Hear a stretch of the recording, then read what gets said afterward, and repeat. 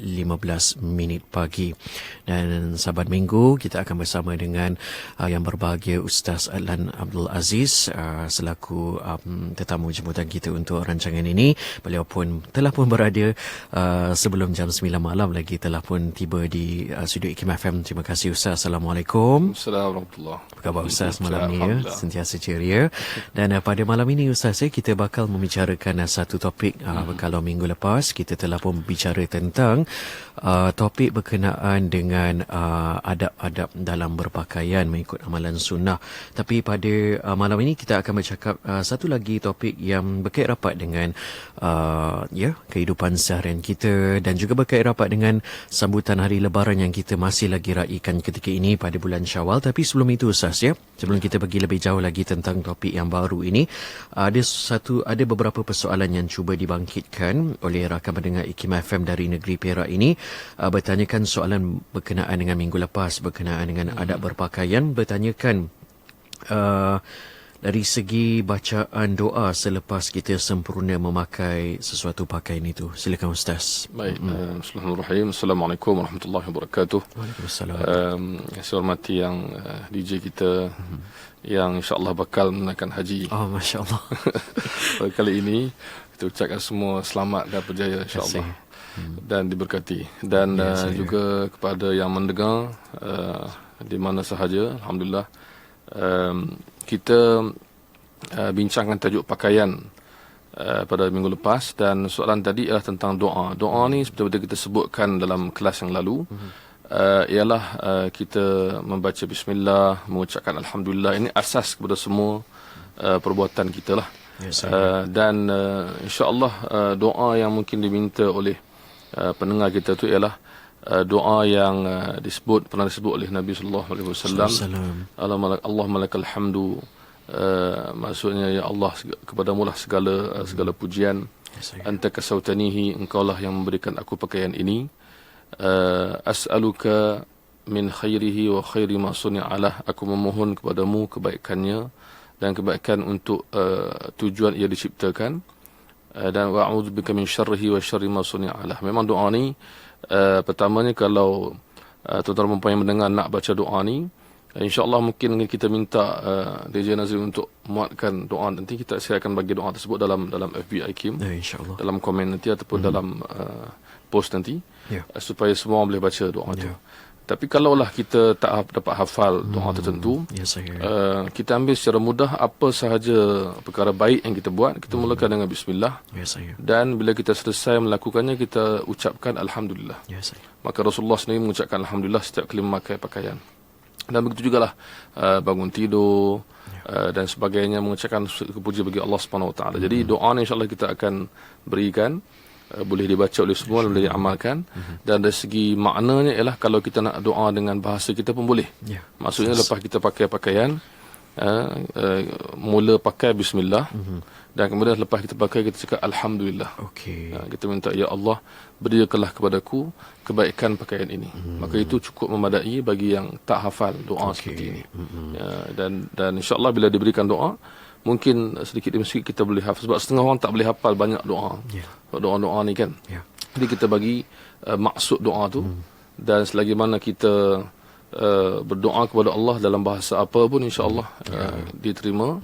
Dan untuk lebih baik, maka kita mungkin ada buku-buku zikir kecil yang dijual di kedai-kedai, zikir mengikut tempat, maka kita sediakan dalam poket kita, ataupun dalam handphone kita, sentiasa ada. Dan mungkin dengan pengulangan, maka ia akan dihafal. Sekarang dah lebih mudah dengan pelbagai akses, dengan teknologi masa kini, letak dalam poket pun dah boleh rujuk beberapa kalimah doa.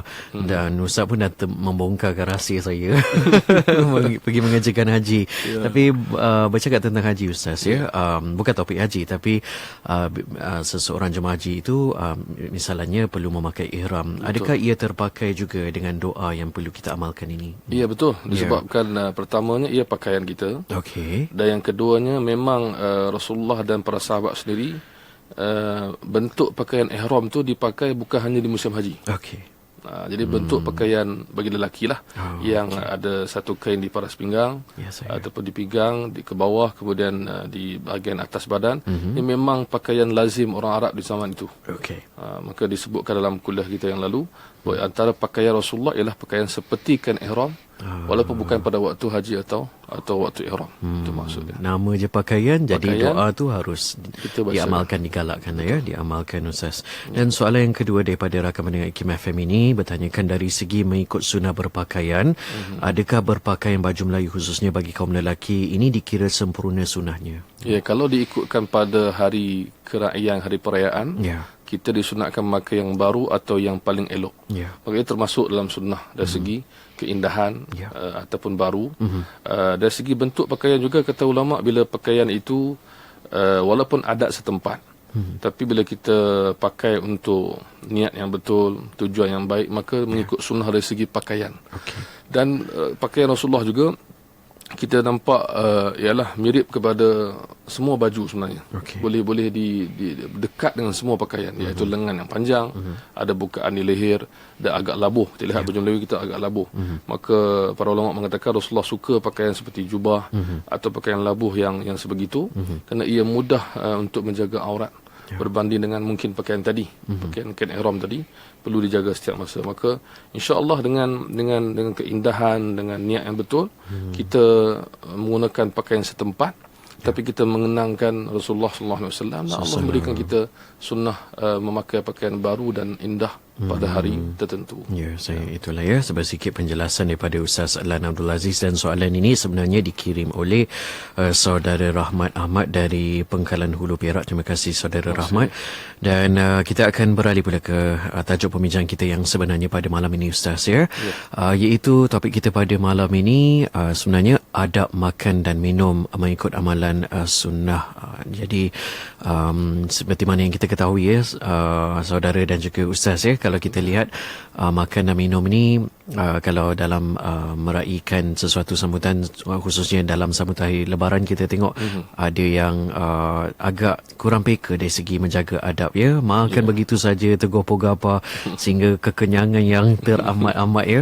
Dan ada juga mereka yang sangat memelihara adab ya, tahu ada adab batasannya apabila pergi ke rumah seseorang itu ataupun menjamu selera di rumah sendiri. Jadi memberi peluang kepada Ustaz pada malam ini, mungkin sedikit mukadimah Ustaz untuk tajuk kita, silakan. Baik. Bismillahirrahmanirrahim. Sebagaimana kita disuruh untuk mensyukuri nikmat Allah dalam berpakaian, maka sudah pastilah kita lebih dituntut untuk mensyukuri nikmat Allah dalam makan dan minum. Inilah yang menjadi rutin kita, yang menjadi tenaga kita, yang mana ramai orang kadang-kadang terlupa bahawa banyak makanan dan minuman yang kita makan ini, sampai kadang-kadang mungkin terlupa doanya, terlupa zikirnya, terlupa syukurnya.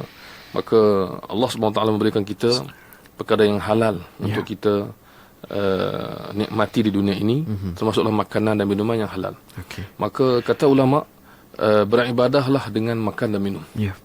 Bila Allah SWT suruh kita dalam Al-Quran, aku tidak ciptakan jin dan manusia melainkan untuk beribadah. Maka para ulama kaitkan ayat tersebut dengan segala rutin harian kita, jadikanlah dia ibadat. Maka dengan itu datangnya penekanan daripada Al-Quran dan Hadis tentang makanan. Dalam Al-Quran contohnya, kita ambil ayat Allah SWT menyuruh kita supaya tidak berlebihan. Bukan diterjemah membazir sahaja, tapi tidak berlebihan atau tidak kurang daripada yang sepatutnya. Maka sederhana dan elok. Wa kulu washrabu, dan makan dan minumlah, wala tusrifu, janganlah berlebihan. Berlebihan ni kata ulama sama ada terlalu kurang atau terlalu lebih. Mana tidak melampaui batas atau mengurangi batas. Maka dan begitu juga makanan dan minuman ini dilakukan oleh para nabi dan rasul. Kita lihat dalam Al-Quran Al-Karim, Allah sebut bahawa para nabi ini makan dan minum.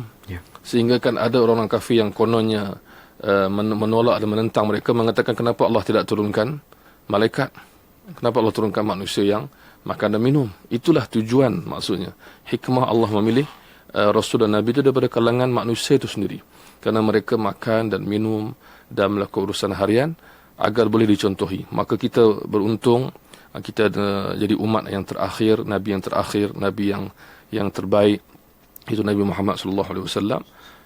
Begitu banyak yang para ulama kumpulkan tentang adab makan dan minum. Berkaitan dengan makan dan minum ini yang dilakukan, yang dipesan, yang ditunjukkan oleh Nabi sallallahu alaihi wasallam. Yang kita nak lihat pada malam ini sebahagian kecil saja dalam waktu yang ada untuk kita ambil bagaimana Islam menekankan perkara ini untuk mensyukuri, untuk beribadah. Dan kita juga yakin bahawa kita semua faham bahawa makanan ini adalah asas kehidupan. Orang cakap hidup untuk makan. Betul. Atau makan untuk hidup, sudah pasti makan untuk hidup lah. Kemudian yang kedua untuk ibadah, kita perlukan tenaga. Maka makanan perlu untuk kita melakukan ibadah. Sebab itu kita melalui Ramadan baru ini dengan kita disuruh bersahur. Ya. Karena apa? Karena sahur ini membantu kita berpuasa. Ya, saya. Kemudian juga untuk mensyukuri nikmat yang Allah beri. Di sebalik makanan minum ini kita sebenarnya merasai nikmat yang Allah beri. Ya. Betapa lazatnya makanan, terutama bagi yang berpuasa. Kemudian betapa lazatnya makanan bagi orang yang mungkin kelaparan, bagi orang yang inginkan makanan tertentu. Maka dengan ini dia merasai inilah yang patut aku syukuri. Dan satu lagi ialah kita dituntut untuk, di sebalik makanan minum ini, kita dituntut untuk membantu mereka yang susah. Dan biasanya orang yang dalam kesusahan memerlukan makanan. Sebab makanan ini asas. Sebab itu krisis makanan ini di seluruh dunia. Maka kita lihat dalam Quran dan hadis, dan yang paling indah ialah baginda sendiri menunjukkan contoh makan bersama para sahabat. Mereka melihat baginda makan bersama mereka. Maka ini makan dan minum maksudnya. Maka ini kita nak lihat pada malam ini insya-Allah beberapa aspek yang pernah ditekan oleh baginda sallallahu alaihi wasallam. Sebenarnya dalam kitab kita ada hadis-hadis yang berkaitan makan dan minum insya-Allah. Itulah ya sedikit penjelasan Ustaz yang saya boleh simpulkan bahawa falsafah dan tujuan di sebalik makan dan minum menurut perspektif Islam ya Ustaz. Ya. Jadi saya pasti para pendengar IKIM FM ingin tahu dengan lebih lanjut lagi Ustaz. Mungkin ada yang sudah terlupa ataupun dah terleka sangat makan tu sehingga kan lupakan adab-adab etika dari segi ketika memulakan makan dan minum. Silakan Ustaz. Baik. Dalam Islam kita lihat bahawa Nabi sallallahu alaihi wasallam telah menunjukkan contoh kepada kita, dan contoh ini diambil oleh para ulama. Ya. Dan alhamdulillah disimpan dalam buku-buku yang diwariskan kepada kita. Dan saya suka untuk tekankan soal adab. Ya.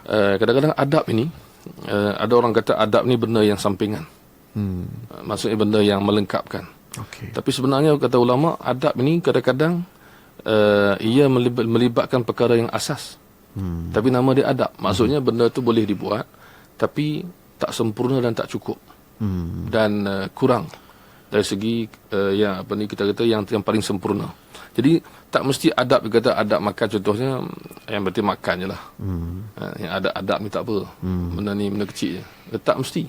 Sebab kita lihat baginda sallallahu alaihi wasallam mementingkan adab. Sebagai contoh kita ambil satu hadis.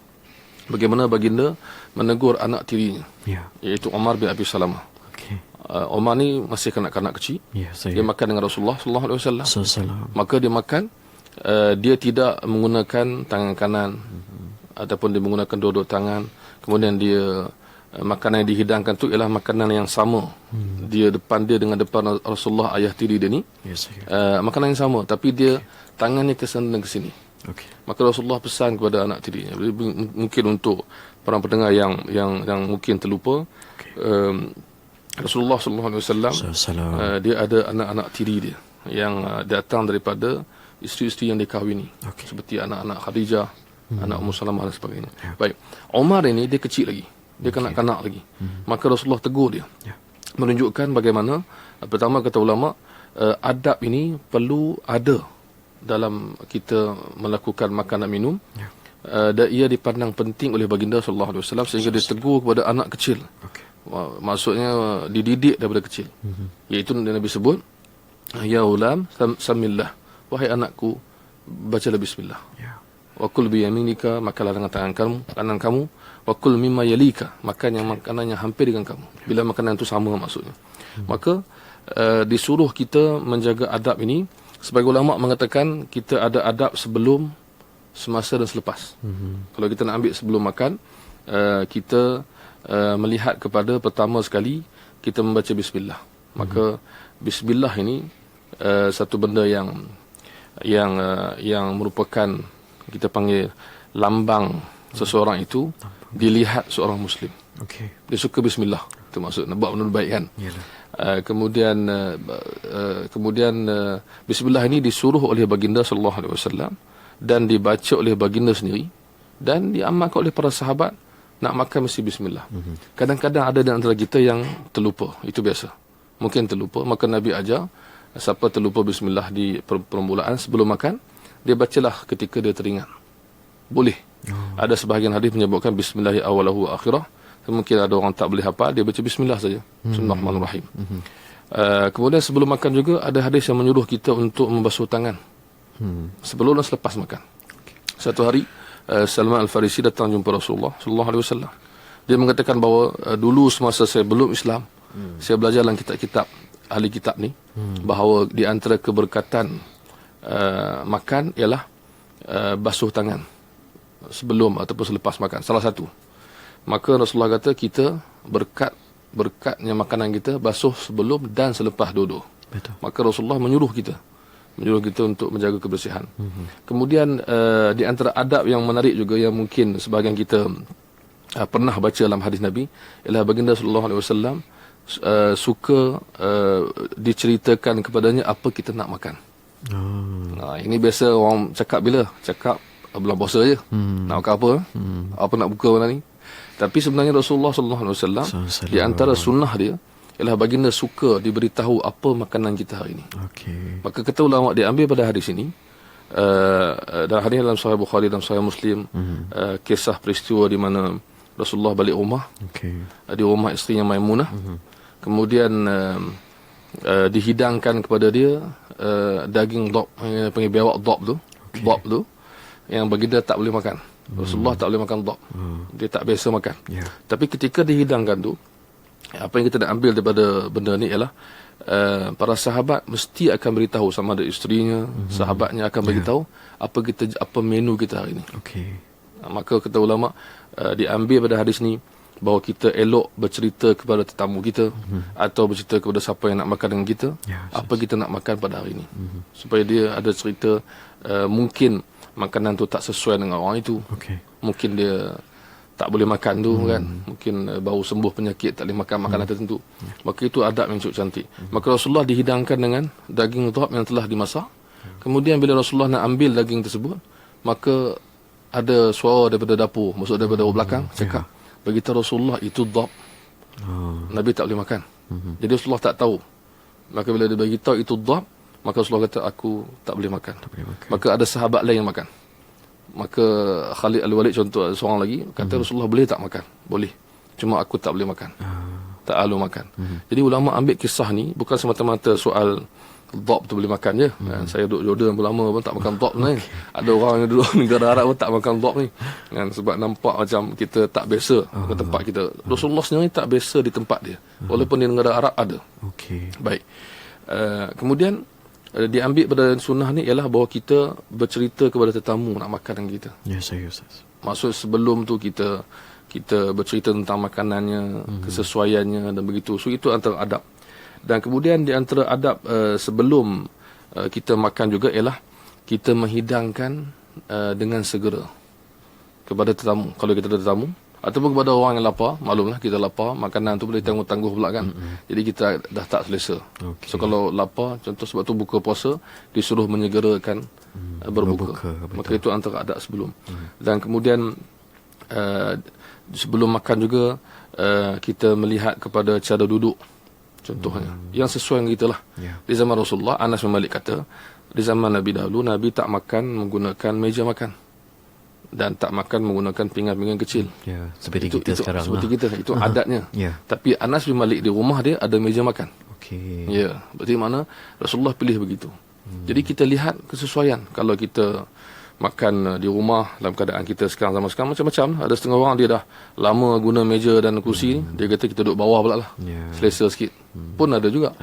Kemudian cara duduknya saya boleh bagi dengan ringkas bahawa para ulama menyebut di antara cara duduk Nabi SAW ketika makan ialah dia duduk seperti antara dua sujud. Macam tahiyat awal. Begitu.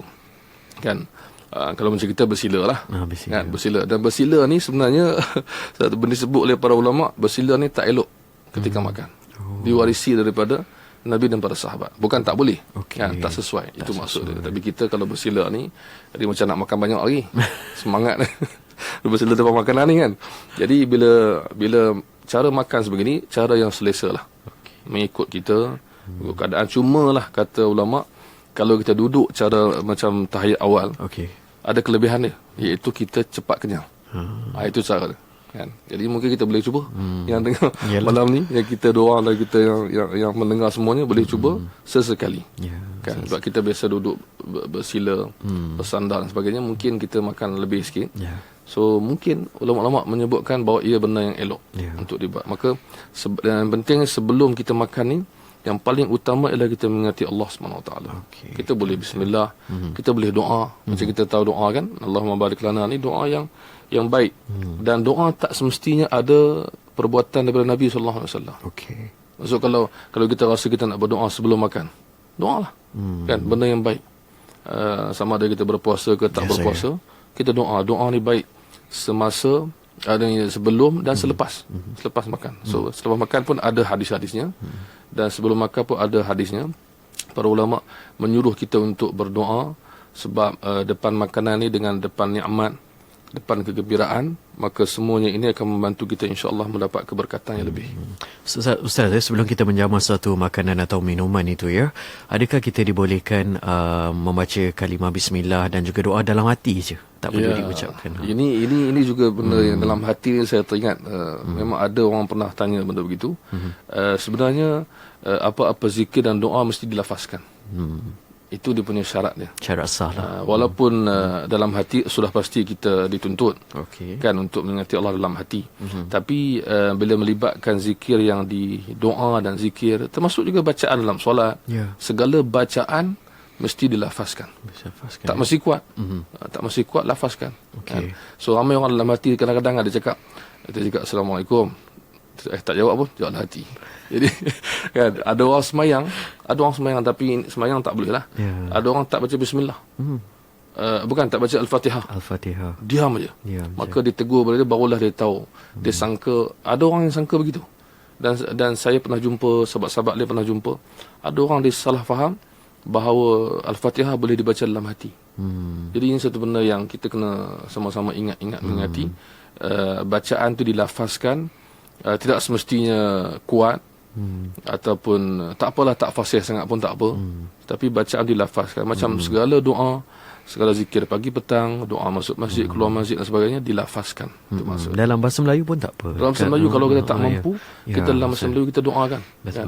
Tapi saya rasa paling tidak bismillah dengan alhamdulillah ni kita boleh sebutkan. Ustaz, bagaimana pula dengan situasi berkait rapat dengan adab makan dan minum, Ustaz? Kalau seseorang itu pertama sekali makan atau minum berbaring, yang keduanya makan dan atau minum sambil berdiri. Bagaimana, Ustaz? Kalau sambil berdiri ini memang dibincangkan oleh ulama, sebab ada hadis. Ada hadis. Bila kita buka dalam kitab-kitab hadis, kita jumpa beberapa keadaan. Pertama, kita jumpa hadis yang Rasulullah sallallahu alaihi wasallam pernah minum berdiri. Itu satu. Kemudian kita lihat juga dalam kitab-kitab hadis, kita jumpa hadis yang Nabi pernah larang minum berdiri. Itu yang kedua. Jadi di sini kata ulama, bila ada keadaan sebegini, maka para ulama berhati-hati. Berhati-hati nak menyatakan boleh ke, haram ke, makruh ke. Ini berhati-hati.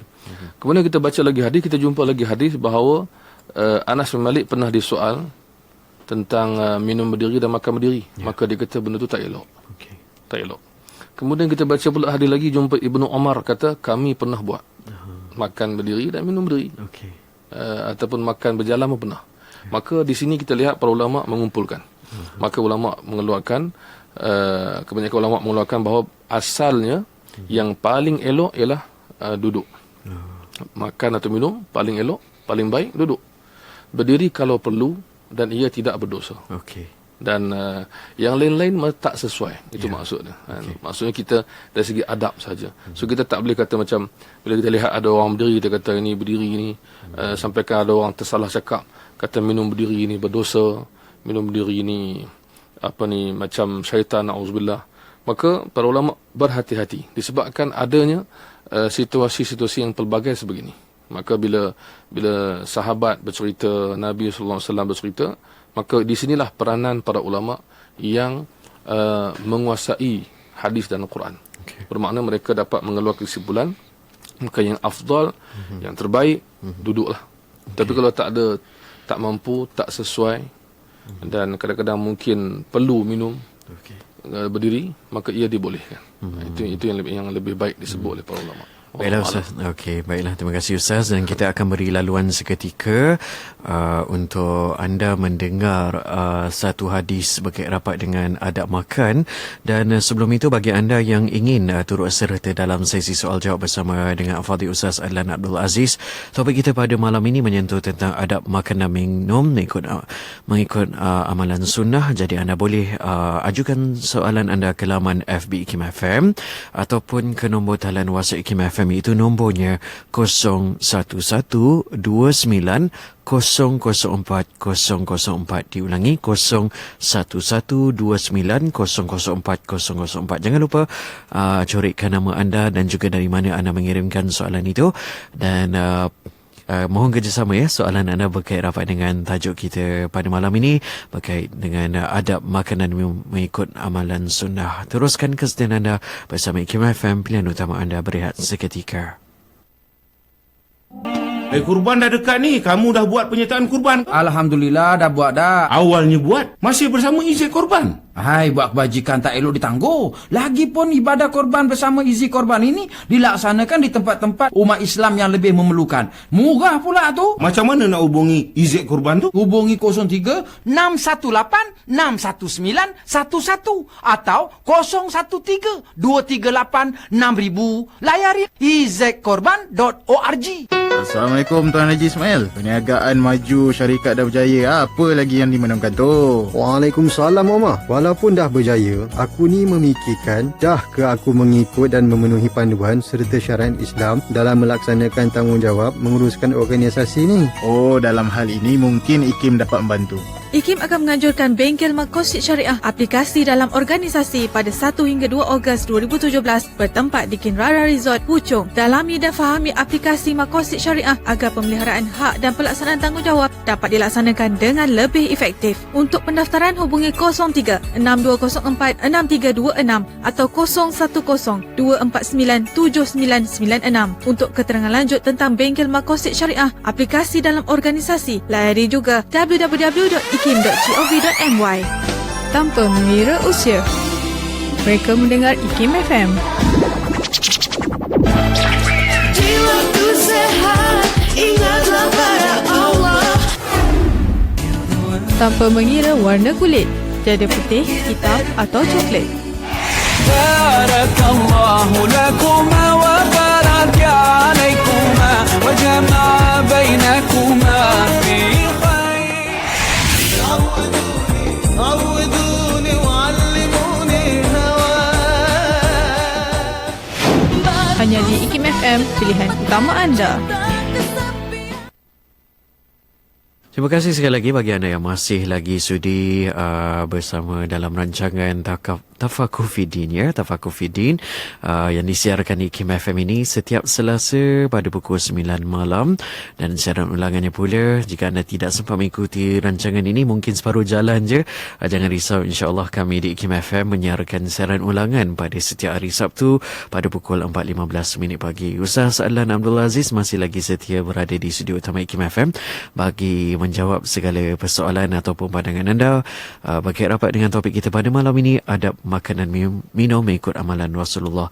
Seterusnya Ustaz ya, sebelum kita berbicara lebih lanjut lagi tentang bagaimana Rasulullah SAW sendiri cara baginda makan, mungkin dapat Ustaz terangkan dengan secara terperinci apakah kelebihan dan doa dan zikir sebelum juga selepas makan. Silakan Ustaz. Baik. kelebihan mengamalkan? Bila kita lihat doa dan zikir yang diajar oleh baginda sallallahu alaihi wasallam, kita dapati banyak. Tujuannya adalah untuk membiasakan kita di mana-mana kita berada, apa yang kita buat, ada zikir dan doa yang kita buat, yang kita sebut. Sebab itu Imam An-Nawawi yang mengarang kitab yang kita gunakan pada malam ini, dia juga mengarang kitab lain yang bernama Al-Azkar, iaitu kitab yang mengumpulkan zikir-zikir, dan memang banyak. Tujuannya adalah untuk kita beramal. Maka zikir sebelum makan dan minum ataupun doa sebelum makan dan minum ini, ia memberikan beberapa faedah. Pertamanya, ia mengingatkan kita bahawa yang memberikan makanan itu ialah Allah. Maka cukup besar bezanya bagi seorang manusia yang makan tanpa bismillah. Pertama, dia lupa pada Allah yang memberikan dia kemampuan yang akhirnya dia dapat makan. Bukan hanya rezeki itu, tapi kemampuan dia dan kesihatan dia untuk makan itu pun adalah rezeki daripada Allah yang beri. Baik. Kedua, Rasulullah SAW pernah menyebut bahawa kalau kita tidak bismillah ketika makan, tidak mengerti Allah ketika makan, maka syaitan akan tumpang makan bersama kita. Maka ia bukan sekadar pertamanya kita lupa pada Allah, tapi datang pula syaitan. Dan sangguppah kita makan bersama dengan syaitan? Mana-mana kita pula makanan kita sebelah kita, sebab kita tak nampak tu masalahnya. Betul. Maka satu masa Rasulullah SAW pernah melihat seorang sahabatnya makan. So ini adalah mukjizat yang Allah beri khas untuk Rasulullah. Nampak, kita tak nampak lah. Maka baginda tengok je. Kemudian lepas makan, orang ni datang jumpa Rasulullah SAW. Rasulullah suka, ketawa lah, gembira. Dia kata, kenapa Rasulullah? Kadang mula-mula aku lihat kamu makan lupa bismillah, syaitan datang. Aku nampak. Tapi bila di tengah-tengah makan, kamu ingat pada Allah kembali, kamu baca bismillah, syaitan tadi pergi jauh dan muntahkan makanan. Maka Nabi suka tengok benda tu. Maka itu yang dilihat sendiri oleh Rasulullah SAW. Maka bayangkanlah kita makan dengan orang yang baik-baik, kita suka. Maka bagaimana dengan syaitan yang duduk tumpang makanan kita? Kemudian selepas, begitu juga dengan kata ulama, selepas itu ada lagi faedah lain yang ketiga, ialah makanan tadi lebih berkat. Berkatnya makanan ini, dalam kita dah bincang maksud berkat. Berkatnya ialah pertama, ia menyihatkan badan. Dan yang kedua, ia membantu kita untuk beramal. Maka kita dengan zikir dari sebelum dan selepas, kita cuba untuk memohon keberkatan makanan tadi.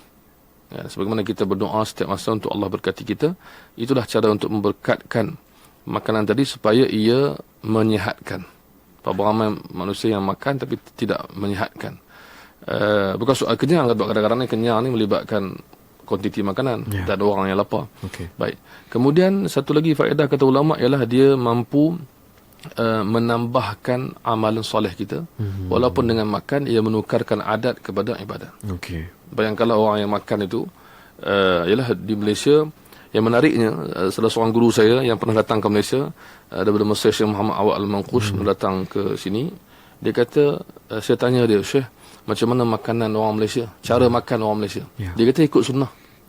So saya macam, Syekh betul ke ni? Gurau ke apa? Dia kata ikut sunnah. Sunnah apa Syekh? Sunnah kita makan ada waktunya, dan tidak begitu banyak. Setengah orang dia kata, kan sunnah makan sikit. Ya, sikit tu bagaimana? Maka sikit tu di negara kita ialah makan ikut timing, ikut masa. Ada sikit sarapan, sikit tengah hari, sikit makan malam. Maka ini dia kata memang elok sangat untuk kita. Dan sunnah Nabi itu menjadikan segala ibadah kita mendatangkan pahala, walaupun kita tidak beramal seperti yang dilihat ibadat khas. Maka itu antara faedah kita zikir dan doa sebelum lepas makan. Dan semua amalan lah mendapat kelebihan dengan zikir dan doa. Itulah kelebihan zikir dan doa apabila kita menjamah ataupun mengambil sesuatu makanan sebelum masuk ke dalam mulut kita. Dan ada soalan Ustaz daripada saudara Mustaqim Yahya dari Pulau Pinang. Menyatakan di sini ada sesetengah orang menyatakan bahawa perut terbagi kepada 3 bahagian, 1/3 untuk makan, 1/3 untuk minum, 1/3 untuk udara. Jika ia bagaimana ingin mencukupkan 1/3 tu Ustaz? Sebenarnya yang disebut itu adalah sebuah hadis Nabi. Begitu. Ya.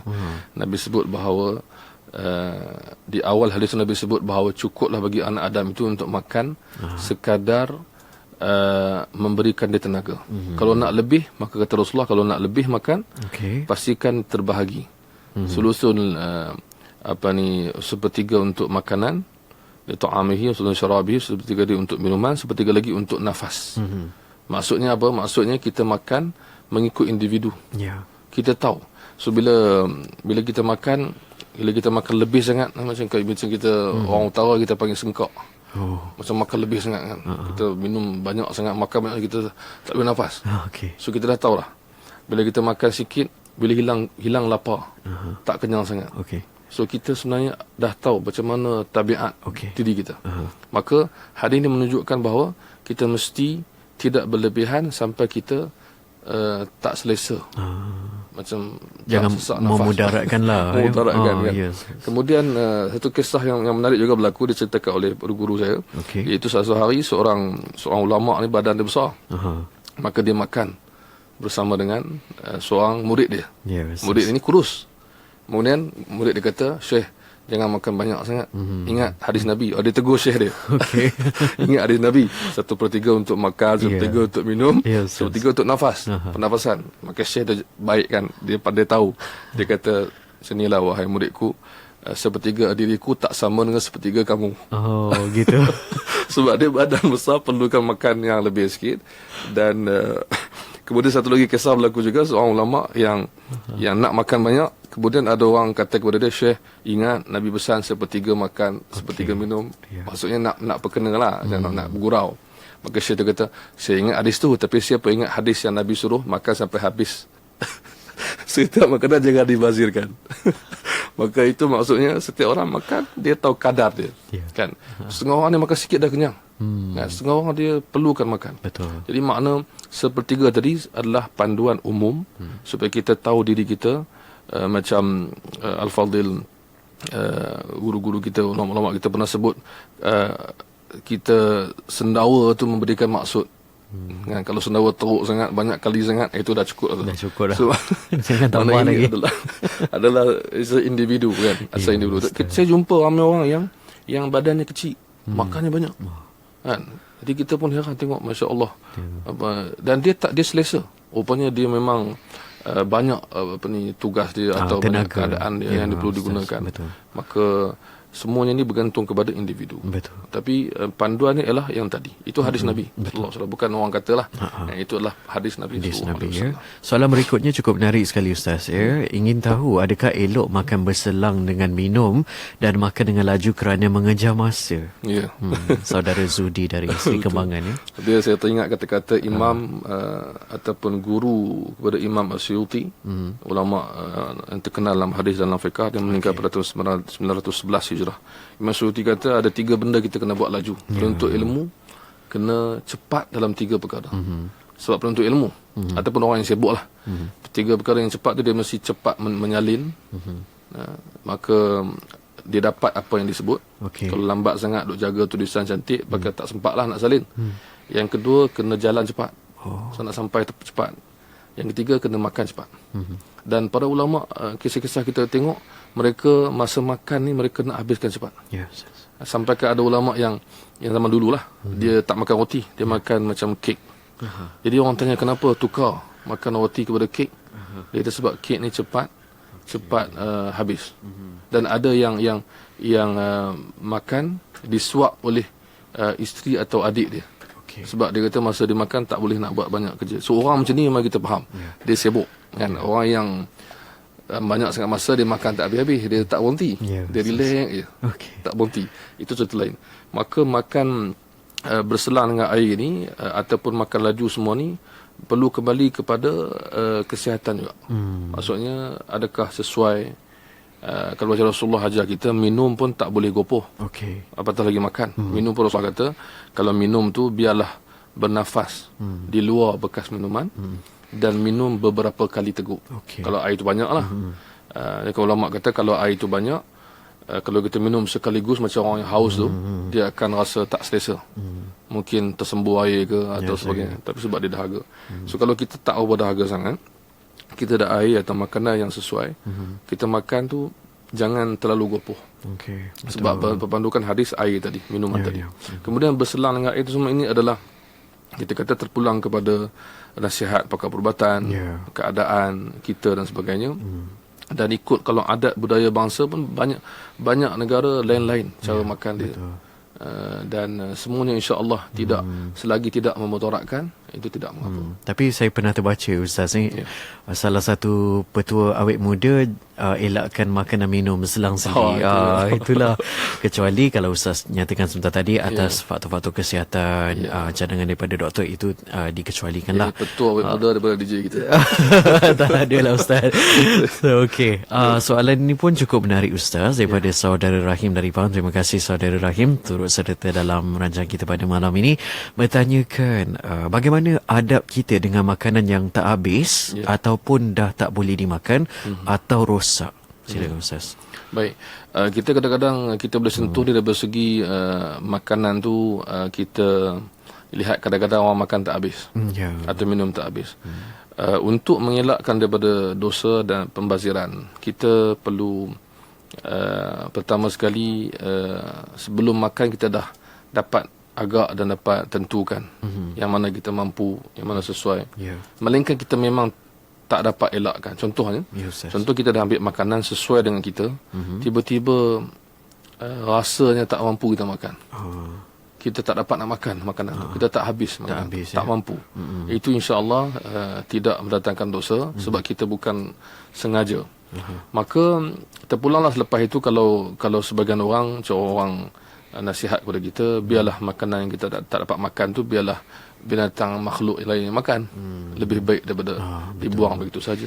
Dan yang menyedihkan di negara-negara Islam, kadang-kadang dikeluarkan banyak statistik dalam internet, kita lihat dalam surat khabar, pembaziran tu banyak berlaku di negara-negara Islam. Kan, so makna ini bertentanganlah dengan ajaran kita, iaitu disebutkan di awal tadi ayat Quran, jangan berlebihan. Maka kalau tak mampu dihabiskan, maka dielakkan daripada awal. Maka yang ditanyakan tadi ialah bagaimana nak buat kalau dah memang tak dapat habiskan. Jadi kita insya-Allah tidak dipersalahkan, kecuali kita dah memang tahu dah kita ni kalau ambil makanan sebanyak ini kita tak boleh habis. Itu kalau dia dah tahu dah style kita macam tu, maka kita elakkan kalau boleh. Jangan kita ambil kan, dah pergi tempat tu dah bayar mahal. So nak ambil sebanyak mungkin, akhirnya tak dapat, memudaratkan atau pembaziran. Maka insya-Allah dengan kalau tak mampu juga kita dah rosak, kita terpaksa buang lah. Kan, bukan kita punya kemampuan kita nak mengelakkan benda tu. So jangan risau insya-Allah. Rosak tu termasuklah kalau dah sampai ke tarik luput tu, elakkan lagi bahaya pula, memudaratkan keracunan makanan dan sebagainya Ustaz. Betul. Okey, dan berikutnya Ustaz, Ina dari Puan Ina dari Lambur Kiri Perak ingin bertanyakan, apa hukumnya jikalau kita makan yang bukan milik kita tanpa meminta izin? So ini membahaya juga. Bahaya juga. Kalau kita tahu bahawa ia adalah milik orang yang dekat dengan kita, yang memang akan sentiasa berikan kepada kita, tak apa. Kan, maksudnya keluarga atau kawan baik atau sebagainya kan. Tapi kalau memang terang-terangan bukan milik kita, maka ia perlu diganti balik. Dan perlu orang kata apa, perlu minta halal lah, orang bangsa cakap kan, minta dihalalkan. Dengan cara bagaimana itu Ustaz? Dengan cara sama ada membayar ganti balik makanan dan sebagainya. Jadi kecualilah kita tahu bahawa orang ni memang orang rapat dengan kita, dia tak kisah. Kan, dia tak kisah kan, dia letak orang barang situ. Contoh dekat pejabat ke, dia letak, dia dah tahu dah kan. Kan. Lain kalau dia letak, dia kata jangan ambil, ini saya punya. Itu mungkin ada notis lagi. So kalau tak ada, maksudnya untuk semua. Maka kita melihat kepada keadaan setempat lah. Jangan risau insya-Allah. Kalau kita ganti, kita gantikan. Itu maksudnya. Itu antara adab kita, antara amanah kita kepada orang, hak orang lain kan. Itu maksud. Macam kita masuk rumah orang lah, kena minta izin dulu. Betul. Sumpama begitu. Bila orang nak buat open house, open lah. Open. open house, silakanlah. Silakanlah, Itu kan. maksudnya tak payah nak minta kan, saya makan dulu lah. Tak payah lah. Maksud itu sekadar. Takkan close door pula kan. Itulah, itu Close maksud house dia. pula. Okey, seterusnya banyak sekali soalan hari ini. Ustaz Nur dari Lahad Datuk Sabah Pula. Saya ada tabiat suka makan makanan ringan. Ustaz tadi sebut pasal pejabat ya. Sambil membuat kerja pejabat, menaip dan menulis. Adakah cara saya ni betul mengikut sunnah Ustaz? Masya Allah. Dia kalau kita fikirkan dari segi yang dilakukan oleh baginda dan juga para sahabat. Okey. Maksud bila makan ni makanan yang pertama sedikit. Kemudian makan tu waktunya tak lama. Itu maksud dia. Okey. Dan kalau ada apa-apa keperluan, nanti sambung balik makanan tu. Itu satu. Yang kedua, para ulama memang kita jumpa ada yang buat multitasking ni ada. Maksudnya dia makan dan dia buat kerja dia. Kalau sesuai lah. Tapi kalau keadaan macam tu, makna kena balik kepada bos kita lah. Dan juga peraturan kita. Kan? Saya rasa tak sesuai kot kalau kita ada laptop apa semua, tiba-tiba kita ada beberapa sambil makan sambil minum kan. Banyak juga orang yang tertumpah air tu ketika menggunakan laptop dan sebagainya. Jadi benda tu benda yang bersifat peraturan yang kita sama-sama setujui lah. Kalau benda tu dilihat sesuai, itu tidak mengapa lah. Itu maksudnya. Satu lagi soalan yang cukup menarik Ustaz ya. Bolehkah Ustaz mengulas ditanya di sini daripada Zaini Kuala Lumpur, sunnah menjilat jari selepas menjamu makanan ya. Terima kasih kepada yang bertanya, yang mengingatkan kita tentang benda tu. Memang ada hadis Nabi SAW. Pertama, Rasulullah yang lakukan. Maksud Rasulullah yang jilat jari dia.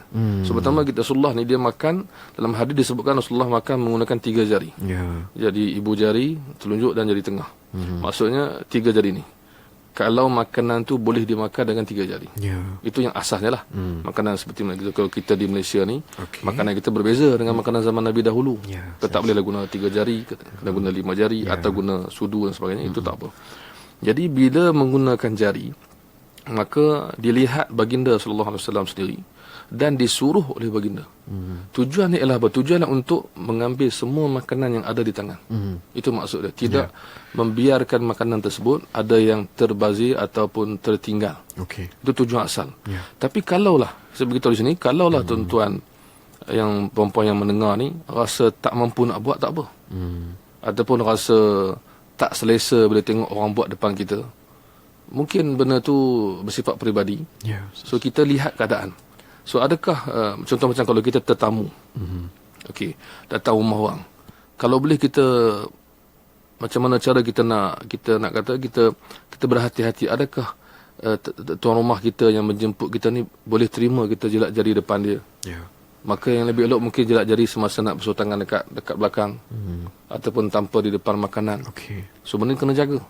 Jangan semata-mata kita kata saya ikut sunnah Nabi, saya nak buat je. Tengah-tengah makan tu jilat jari depan orang yang makan juga. So mungkin tak sesuai. Cara jilat jari pun kena beradab lah.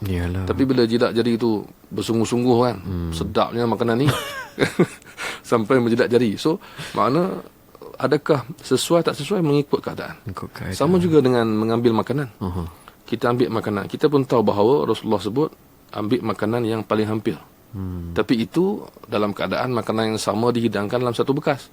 Tapi kalau di Malaysia, contohnya kita makan, dijemput makan, ada pinggan-pinggan yang banyak. Depan kita tu sambal je. So kita kenalah menjangkau ke sana untuk ambil lauk tu. So kita pun cakap, hadis tadi kata ambil yang paling dekat. Makan sambal tu lah. Letak jugalah. Itu maknanya mengikut keadaan. Mengikut logik. Dan juga mengikut kesesuaian tuan rumah. Maka kadang-kadang kita lihat setengah orang dia boleh terima. Maka tak apa. Setengah orang boleh makan lantalam. Kan maksudnya menggunakan talam. Setengah orang tak boleh. Maka kita jangan kata ni tak ikut sunnah. Bukan macam tu. Maksudnya sebenarnya saya katakan tadi, Rasulullah memilih makan sebegitu. Siapa boleh ikut silakan. Siapa yang mungkin tak selesa, dia boleh buat cara yang lebih baik. Tapi dia menjaga sunnah secara umumnya, makan yang sesuai, makan dengan bismillah, doa, tidak membazir dan sebagainya. Maka kalau dia tak mampu jilat jari di depan orang, dia buat di belakang. Kalau dia sendiri tak mampu jilat jari, tak apa. Maksudnya makan seperti biasa. Seperti biasa ya. Hadisnya ada. Itu maksudnya. Yalah, ada beberapa adab jugalah ya, kita perlu diambil kira apabila menjilat jari ini selepas menjamah makanan tu, Ustaz ya. Dan kita telah sampai ke penghujung rancangan kita pada malam ini, membicarakan tentang adab makan dan minum menurut amalan sunnah. Dan Ustaz ya, mungkin saya beri peluang pada Ustaz untuk memberikan rumusan daripada tajuk pembicaraan kita pada malam ini. Baik. Kita lihat bahawa makan dan minum ini sebabkan ia adalah rutin harian, maka kadang-kadang sebahagian kita terlupa. Bukan sengaja, tapi terlupa doanya, bismillahnya.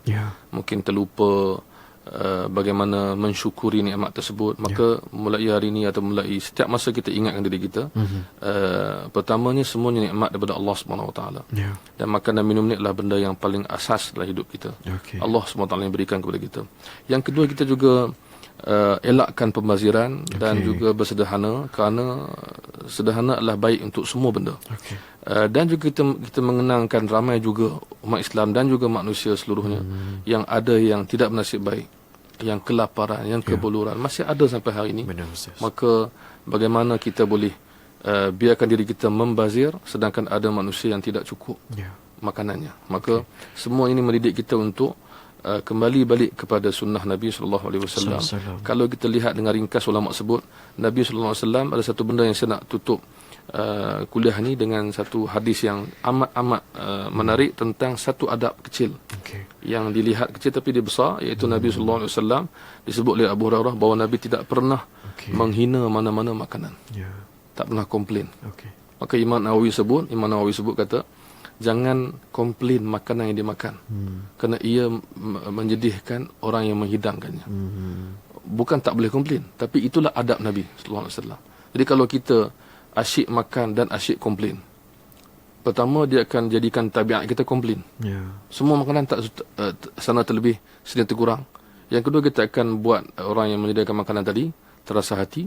Kalau kita kembali pada adab Nabi SAW, kita lihat bagaimana Rasulullah tidak pernah menghina makanan. Kata Abu Hurairah, inishtahahu akal. Kalau dia rasa boleh makan, baginda akan makan.